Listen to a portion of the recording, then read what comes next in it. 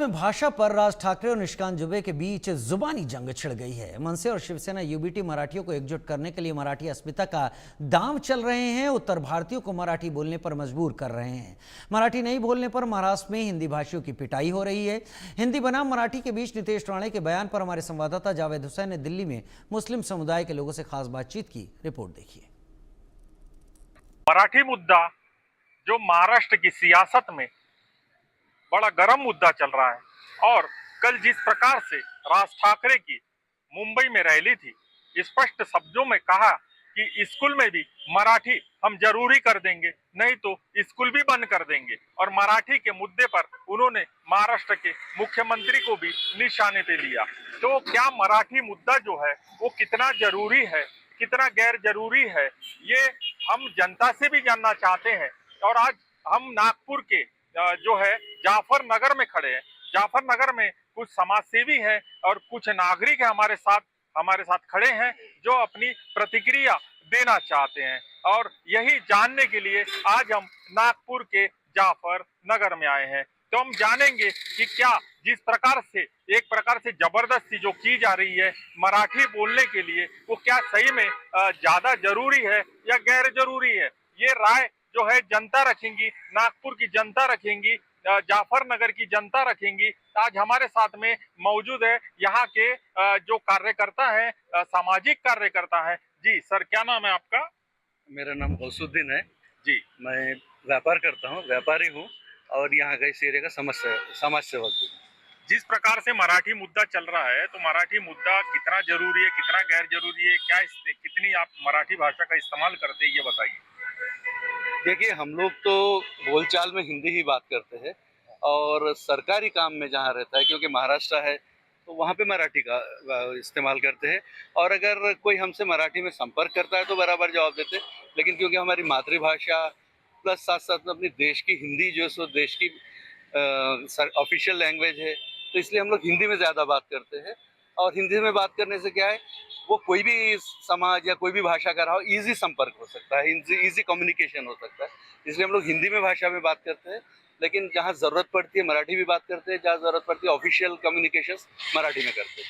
जिस प्रकार सख्ती की जा रही है कि आपको मराठी में ही बोलना है, नहीं तो हम स्कूल में भी मराठी जो है जरूरी करा देंगे या तो स्कूल बंद कर देंगे, ऐसा एमएनएस के प्रमुख राज ठाकरे का कहना है। इस विषय पे आप क्या कहोगे?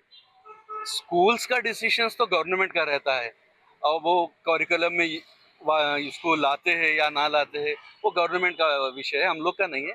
लेकिन हम लोग को क्या पकड़ पकड़ के मार के तो मराठी में बात करने नहीं बोल सकते ना। हम महाराष्ट्रियन है, प्राउड टू बी महाराष्ट्रियन। हम लोग जब जब जरूरत पड़ती है मराठी में बात करते हैं। मराठी का हमको कोई अपोज नहीं है, लेकिन मराठी बात ही करना पड़ेगा, हिंदी बात नहीं करना पड़ेगा, इसका अपोज करते हैं। जिस प्रकार से मुंबई में जो है ऑटो चालक से लेके दुकानदारों को मारा पीटा जा रहा है कि मराठी में आप बात करें, वरना आपको भी थप्पड़ पड़ेंगी, नहीं तो आप व्यापार नहीं कर सकते, क्योंकि आप यहीं से रोजी रोटी कमाते हो और आपको मराठी बोलना अनिवार्य है। तो इस विषय में आप क्या कहोगे? अगर कोई आपसे जबरदस्ती कहे कि आप मराठी ही बोले, तो आपका जवाब क्या रहेगा? नहीं, हम बता रहे हैं ना, मराठी का हमको अपोज नहीं है। अब कोई आएगा और हमको हिंदी में भाषा में बात पूछेगा सवाल, तो हम मराठी में तो जवाब नहीं दे सकते ना। अगर महाराष्ट्रियन या मराठी लोग कोई आके जवाब पूछेंगे तो बराबर मराठी में जवाब देंगे।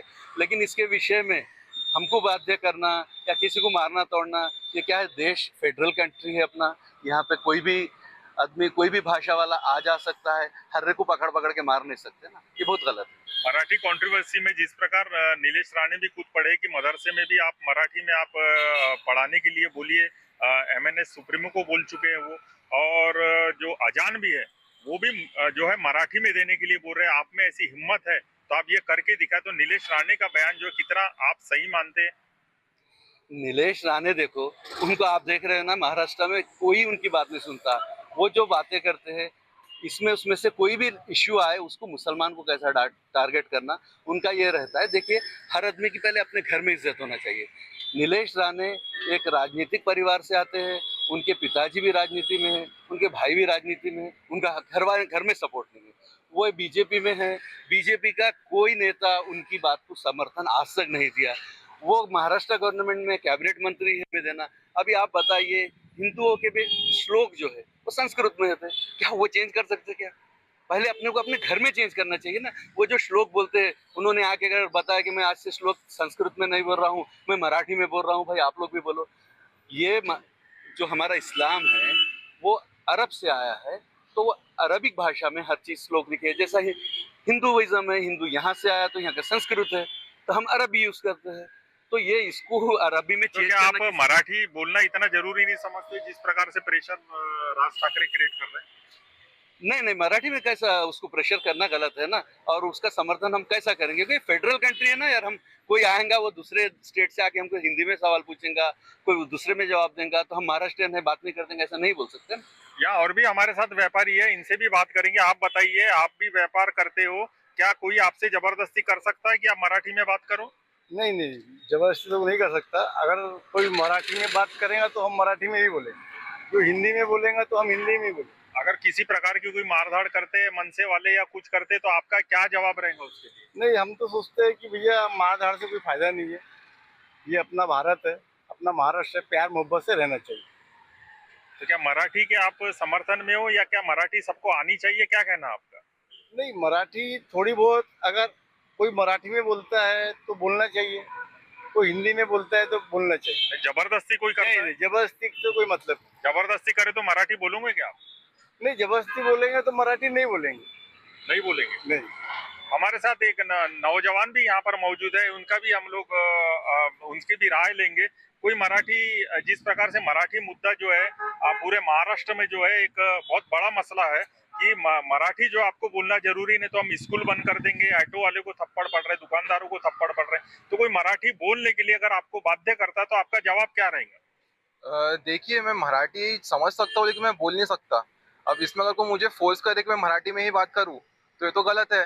अब अगर कोई मुझसे हिंदी में सवाल करेगा, मैं उसका उत्तर उसको हिंदी में दूंगा। मैं जहाँ जिस हद तक मराठी में बात कर सकता हूँ उस हद तक के करूंगा, लेकिन कोई प्रेशर नहीं कर सकता है मुझे। अगर आपसे जबरदस्ती किया कि नहीं मराठी में ही बात करना है, तो क्या जवाब रहेगा? ये तो गलत रहेगा सीधा सीधा। फिर इसके लिए मुझे ऑफिशियली कंप्लेन करना पड़ेगा।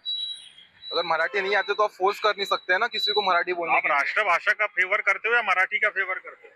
मैं राष्ट्रभाषा का फेवर करता हूँ, क्योंकि मराठी हर कोई जानता नहीं है। मान लो कोई बाहर से आ रहा है तो हम उसे, हमारे जो सिटी है नागपुर, अगर यहाँ पे ये चीज़ कॉमन हो चुकी है तो फिर ये तो गलत संदेश जा रहा है उसके लिए। फिर हमारा नागपुर में टूरिज्म खत्म हो जाएगा।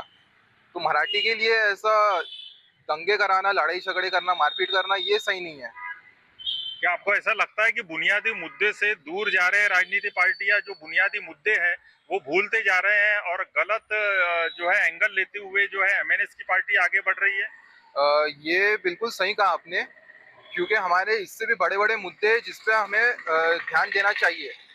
लेकिन हमारी जो पार्टी है, एमएनएस जो वर्कर्स है, ये लोग मराठी को लेके काफ़ी ज़्यादा उत्साहित हो रहे हैं और लोगों पे अत्याचार कर रहे हैं। जैसे कि हमने भी देखा, गुजराती वर्कर थे, उन्हें मारा गया। वो बुजुर्ग थे और वो लड़का जो था जवान था, उसने अपने से बड़े इंसान पे हाथ उठाया।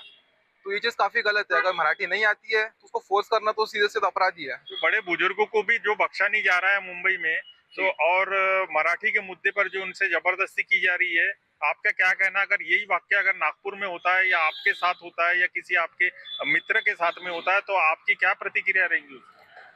अगर ऐसा कुछ नागपुर में होता है तो ये बहुत बड़ा इश्यू बन जाएगा, क्योंकि नागपुर में हर प्रकार के, हर धर्म के लोग रहते हैं और यहाँ पे कई ज़माने से चैन सुकून रहा है। अब उसमें अगर हम ऐसा सब करेंगे, ऐसी चीज़ें होंगी, तो लीगल एक्शन लेना पड़ेगा इसके खिलाफ। वैसे होना तो नहीं चाहिए, क्योंकि नागपुर एक बहुत अच्छा सिटी है और यहाँ पे सब मिलजुल के रहते हैं। तो ये थे यहाँ के जो लोगों की राय, जो हमने हिंदी मराठी का जो विषय महाराष्ट्र में जो है कॉफी यानी हॉट चल रहा है, गर्म मुद्दा चल रहा है, इसी नीतीश राणे का विवादित बयान